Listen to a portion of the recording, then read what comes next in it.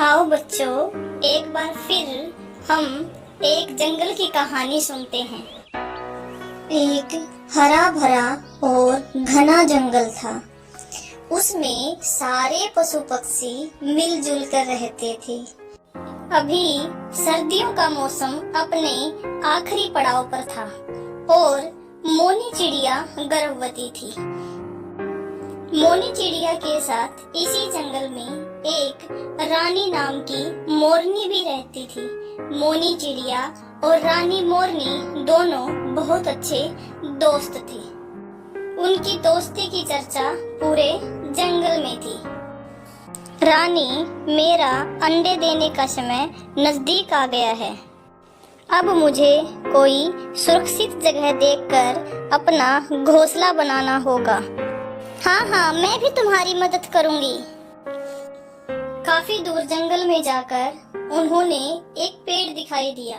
वो पेड़ बहुत ही घना और बहुत बड़ा था। उस पेड़ पर किसी और पक्षी का घोंसला भी नहीं था। ये पेड़ मुझे ठीक लग रहा है, काफी घना है और बड़ा भी। क्यों ना मैं इस पर अपना घोंसला बना लूं? हाँ, ठीक है, इसी पर बना लेते हैं। तभी वहाँ से ज्ञानी उल्लू निकल रहा था। उन दोनों को देखकर बोला, अरे, तुम दोनों यहाँ क्या कर रहे हो?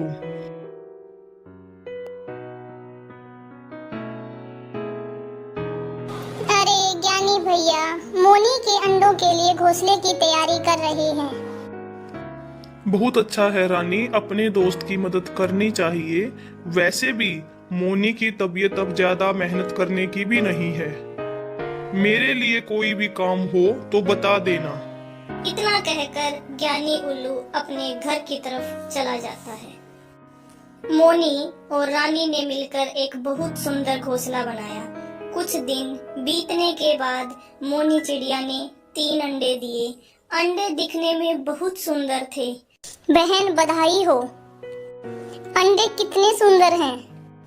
कुछ दिनों अंडों से बच्चे निकल आए।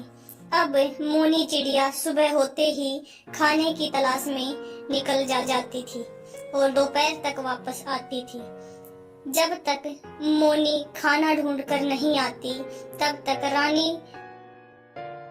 रानी मोरनी बच्चों की देखभाल करती थी। एक दिन जब मोनी खाना ढूंढने गई थी और रानी बच्चों के साथ थी, तो तभी उसने देखा कि उस पेड़ पर एक बहुत बड़ा सांप ऊपर की तरफ आ रहा है।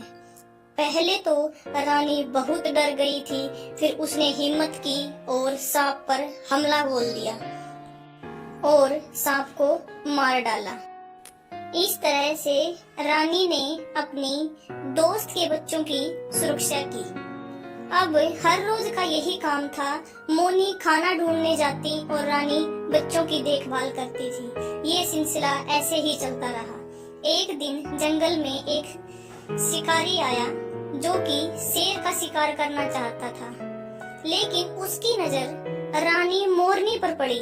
तो उसने सोचा कि क्यों ना मैं इस मोरनी को पकड़ लूं। ये कितनी सुंदर है। अगर मैं इसको बाजार में ले जाकर बेचूंगा तो मुझे काफी सारे पैसे मिलेंगे। तभी उसने अपने पिंजरे में रानी मोरनी को कैद कर लिया।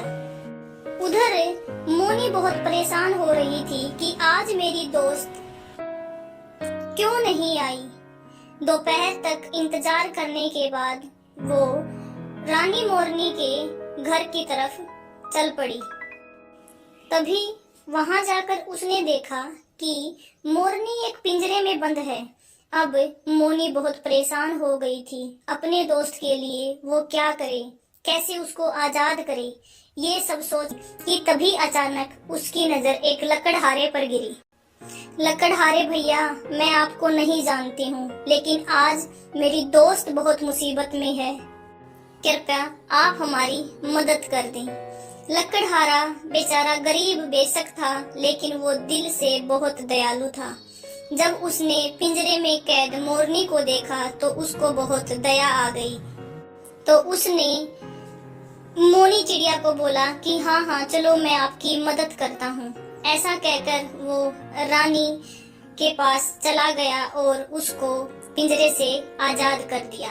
इसीलिए कहते हैं कि एक दोस्त ही दोस्त के काम आता है, कर भला तो हो भला।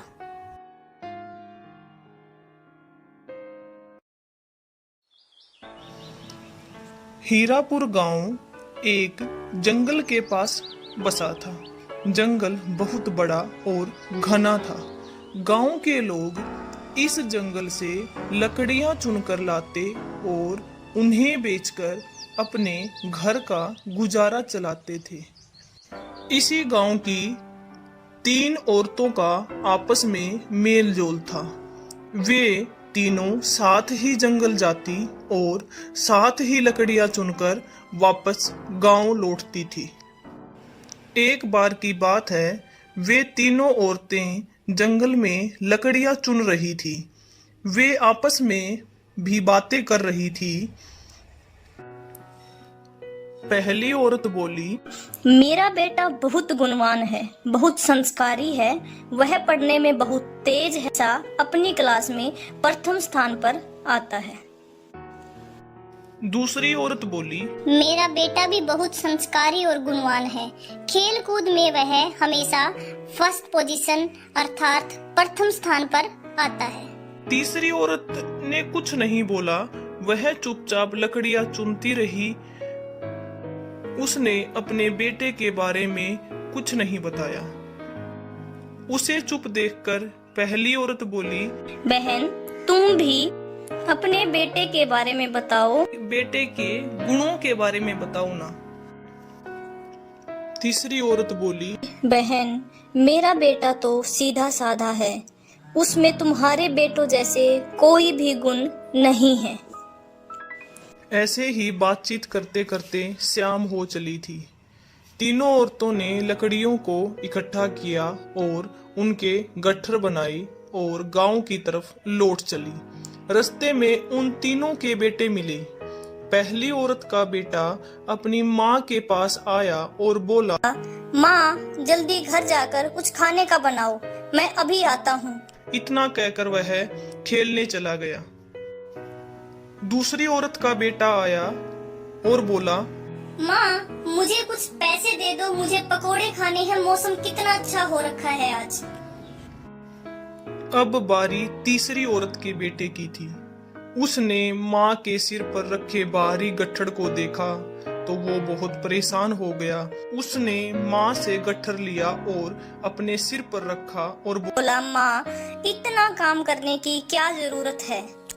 इन तीनों की बातें एक साधु भी सुन रहा था। उसने उन औरतों को रोका और बोला कि सब बालकों में यही बालक सबसे गुणवान और संस्कारी है। साधु ने कहा, जो बच्चा, जो बालक अपने माँ बाप की सेवा करता है वह सबसे अधिक गुणवान और संस्कारी होता है।